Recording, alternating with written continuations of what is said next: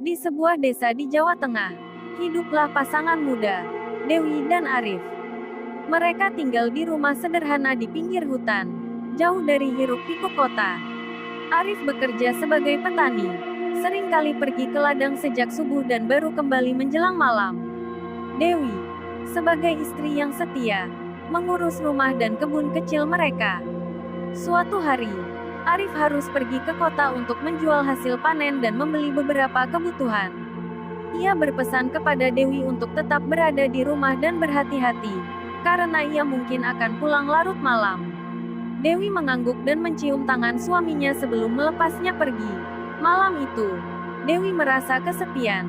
Ia duduk di beranda rumah, menikmati semilir angin malam sambil memandangi langit yang dipenuhi bintang. Tiba-tiba, ia mendengar suara langkah kaki mendekat. Dewi menoleh dan melihat Arif berjalan mendekat dengan senyum di wajahnya. "Kau sudah pulang, Mas?" tanya Dewi dengan gembira. "Ya, sayang, aku sudah kembali," jawab Arif sambil mendekatinya. Ia memeluk Dewi dengan hangat, dan Dewi merasa lega. Namun, ada sesuatu yang aneh. Sentuhan Arif terasa lebih dingin dari biasanya, dan tatapan matanya terlihat lebih tajam. Malam itu, Arif bersikap lebih mesra dari biasanya. Ia mengajak Dewi ke kamar dan menghabiskan waktu bersamanya. Dewi merasa ada yang berbeda, tetapi ia mengabaikannya, menganggap mungkin suaminya hanya sedang dalam suasana hati yang baik.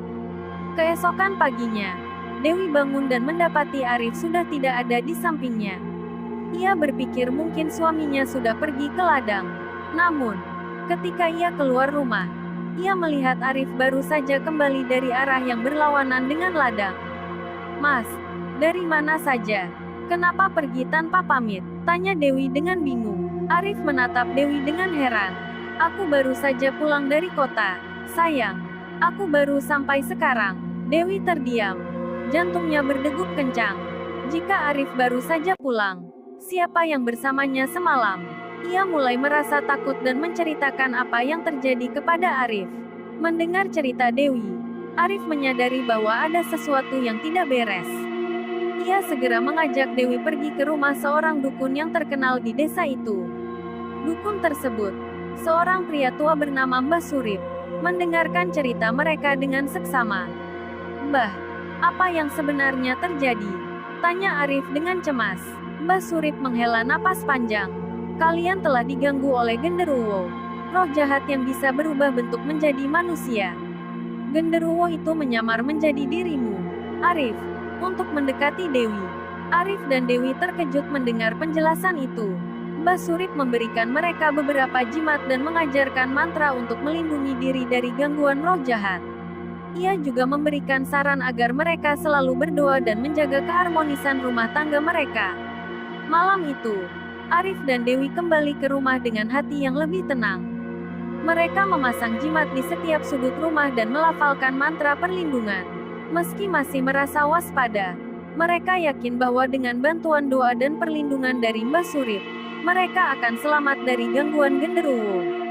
Beberapa malam berlalu tanpa gangguan. Dewi mulai merasa tenang kembali, sementara Arif selalu berusaha untuk tidak meninggalkan Dewi sendirian.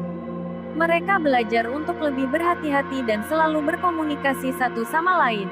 Suatu malam, ketika Arif harus pergi ke ladang karena ada masalah mendesak, Dewi kembali merasakan kegelisahan. Namun, kali ini ia sudah siap. Saat suara langkah kaki mendekat, Dewi segera melafalkan mantra perlindungan dan memegang erat jimat yang diberikan Mbah Surip. Pintu terbuka, dan sosok yang menyerupai Arif muncul. Namun, kali ini Dewi tidak tertipu. Ia mengarahkan jimat itu ke arah makhluk tersebut sambil melafalkan mantra dengan keras. Genderuwo itu berteriak kesakitan dan berubah menjadi asap hitam sebelum menghilang. Dewi terjatuh ke lantai, kelelahan tapi lega. Ketika Arif pulang, ia menemukan Dewi yang masih terguncang. Dewi menceritakan apa yang terjadi, dan Arif memeluknya erat.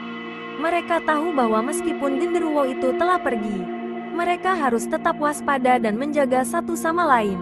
Sejak malam itu, Arif dan Dewi selalu berdoa bersama setiap malam, memohon perlindungan dan keselamatan. Mereka belajar bahwa cinta dan kebersamaan adalah kekuatan terkuat yang bisa melawan kegelapan. Genderuwo mungkin bisa menyamar dan menipu, tapi ia tidak bisa mengalahkan hati yang bersatu dalam cinta dan doa. Semoga cerita ini bisa menghibur Anda. Dan jangan lupa untuk like, komen, share, and subscribe. Sekian dan terima kasih.